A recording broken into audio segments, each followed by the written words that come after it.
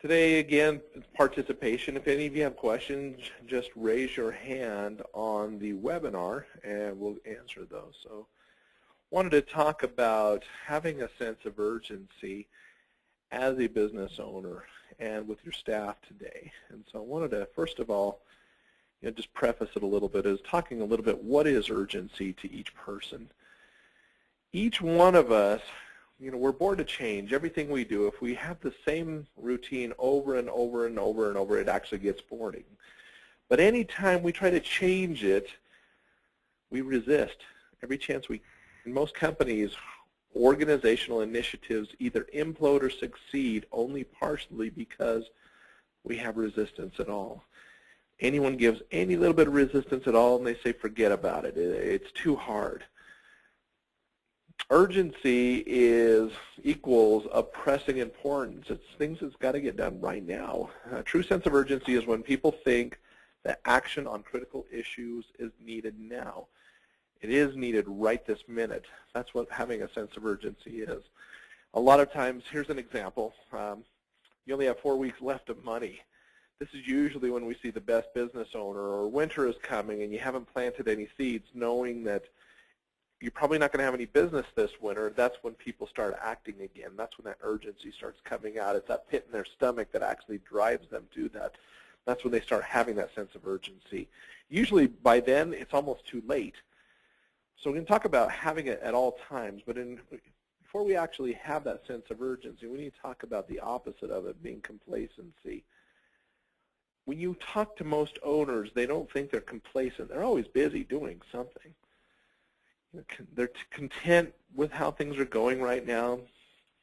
Irrationally, they're afraid of personal consequences of change. In their mind, they're already saying, if I change, this is what's going to happen. I'm going to lose somebody, or I'm going to lose business. They don't alertly look for new opportunities or hazards facing their organization. Think if I just keep going the way I'm going, things are going to be okay. And they only do what has worked in the past. They look at the history and say, this has worked. I tried this and it didn't work, but you didn't try really hard to try something new. And anytime, like I said, there was any sort of resistance in the way, we stopped. And then we'd come to that conclusion that it simply does not work. So talk about where is your sense of urgency for yourself. Where do you place it in your list of priorities? Do you have that sense of urgency? The fact of the matter is, in today's business environment, if you don't move fast, you get run over quickly. Without a sense of urgency, people and business just can't move fast enough. That's completely true. As you get run over, we always know what happens when a customer can't get a hold of you immediately. What do? They go to the next customer. And if that person's not answering the phone or not responsive to them, they go to the next person. So speed is the driver because customers have zero tolerance for waiting. People don't need you until they need you, and as soon as they need you, they call you, and when they call you, because they're willing to pay money for your services, they want the service now. They don't want to wait. And there's always competitors that have more time than you or have more sense of urgency than you, and they actually have put that in as a priority in their business. It doesn't matter how busy you are, make sure somebody answers that phone and gets to them immediately. Some business owners, including some that are on the phone today, think it's okay that just put it on an answering machine. And I will call them at the end of the day. Guess what happens? And you all know that when you call them at the end of the day, typically they have already found someone. Every single day you should behave with urgency by setting that example. Demonstrate your own sense of urgency in meetings, interactions, through your memos and emails. You need to do it as visibly as possible so as many people can see.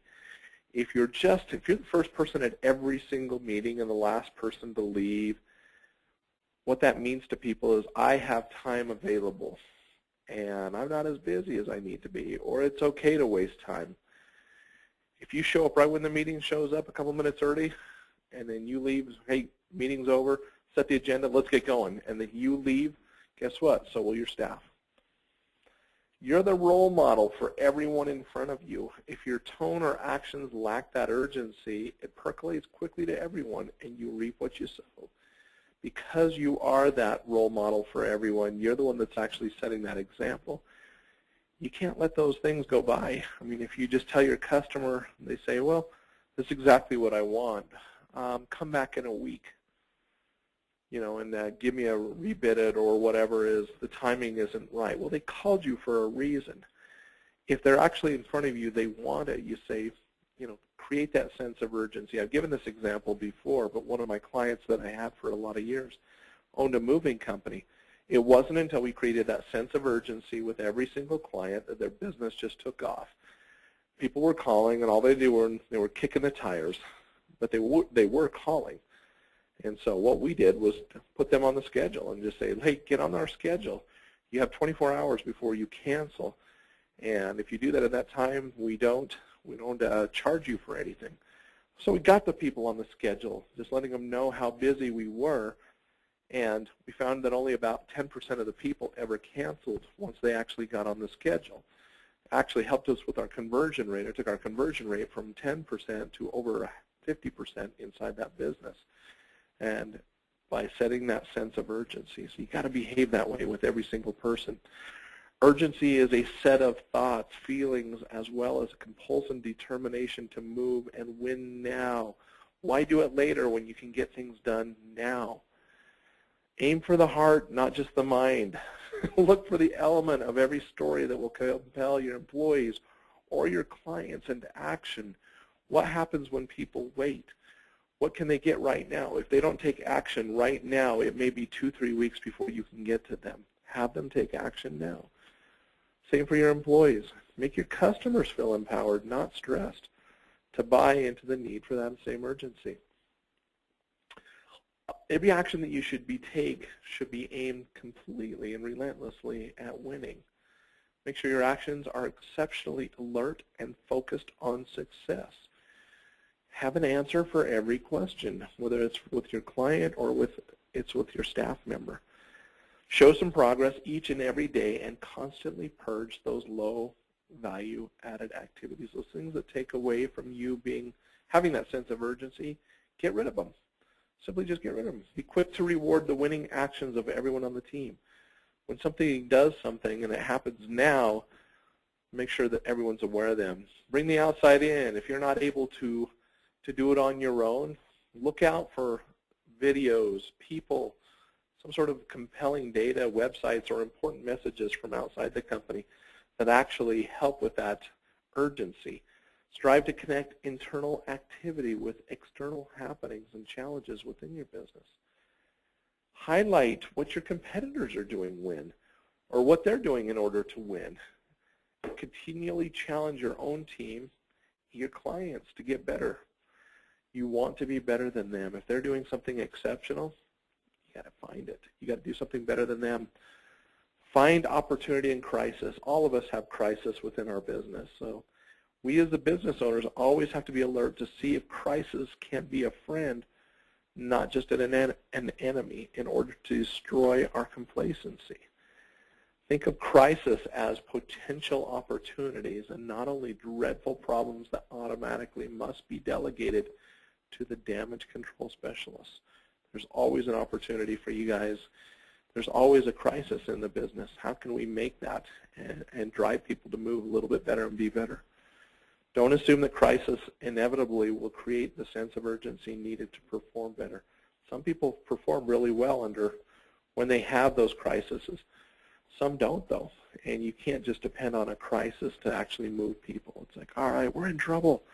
We are in trouble. I know one of my clients, when I first started with them, said, guys, if we don't sell such and such by this date, I'm shutting my doors down. He did that thinking he was going to get people to work a little bit harder. All those people did was went and look for other jobs. So be careful in the crisis. So deal with those urgency killers. There's always things that just take up our time all the time. So do what you can to remove or neutralize all the relentless urgency killers, those skeptics that we have out there. People who are not skeptics, but their actions keep a group complacent or create destructive energy. There's always that person out there, this isn't going to work. They always say that. Examples are people who are always too busy or stretch every task delivery beyond reasonable limits.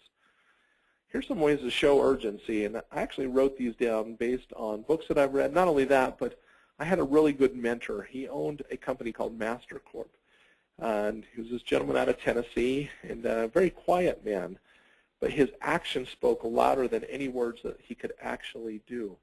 When you were around him, you felt that urgency to work hard. He set the tone all the time about working hard, you know, many times almost relentlessly. Sometimes we didn't have lunch and dinner and stuff just because we were working so hard. But you may take it a little bit far, but some of the things that he always did is he always would show up early. As soon as the meeting was over, off, let's go. He never sat down, and this is something he always taught us, is do not sit down. When you're in an appointment or anything, if you're meeting with a client, it doesn't matter. You pace back and forth inside their hallway. And he'd walk faster, and he would pace back and forth. This is a gentleman that he had a resort that owed him hundreds of thousands of dollars. The only way they ever paid him is if he would show up. They never sent the money in the mail. And so he would fly out from Nashville every single month to try to get paid. And he would go in front of their office. He told him about 15 minutes before he was there, he'd say, can I come and get a check? And they would always make excuses. He goes, I'll be there in 15 minutes. And he would just sit outside their door, not even sit. He would walk back and forth with his phone talking. And they would see him constantly, and they didn't even want to come out of their offices. And it was pressure for them. He always got paid. He always did. So don't sit down until the customers sit down. Walk faster. Shake hands a little bit harder. Talk a little bit louder. Very quick with emails and timelines. With your emails, if you talk and you just go on, and all that does is adds drama and it takes up more time. You can answer emails very quick and then put timelines on there. I'll expect an answer by such and such time. It gets people working a little bit harder. Also get your clients moving as well. And so quick messages, even with your telephone. Another thing that he would do is, I know he wasn't reading, but when he would walk from office to office, he always had something that he was reading. And what that said to everyone is he would walk reading is, I'm multitasking and I'm working hard all the time. And I know most of the time the screen probably wasn't even up. But it was a message that he would send out to all the staff. When Alan was around, all of us, none of us dared to take it easy. You didn't rest at all. You just simply didn't do that because it didn't make any, you know, you felt like you were being judged and stuff. But he also got a lot of it out of everybody and stuff. So take some of these. The conclusion to this is the big reason that true sense of urgency is rare is that it's not a natural state of affairs. Having it is not natural. It has to be created and recreated to form a continuous change. So in your business, look for opportunities where you can actually make those changes, you know, and to create some of that urgency around you. People will start getting it. They will. It's not natural. You actually have to write it down, maybe put it on your computer screen, write it on your hand or something, is walk faster, have that sense of urgency. Without that continuous change, urgency tends to collapse after a few successes. When you have it with your staff, you'll start seeing them getting it. But you know, like Franklin Covey talks about, it takes 21 days to create a habit, or doing something 21 times. But at the same thing, it only takes once or twice to get out of that habit. With a shift from episodic to continuous change, urgency will move from being an important issue every few years to being a powerful asset all the time. Make the changes that you need to get your staff and your clients to feel that sense of urgency. Once they feel it, you know, after they start feeling it, they'll make decisions quicker, and you'll start making more money, and your staff will work a lot harder for you.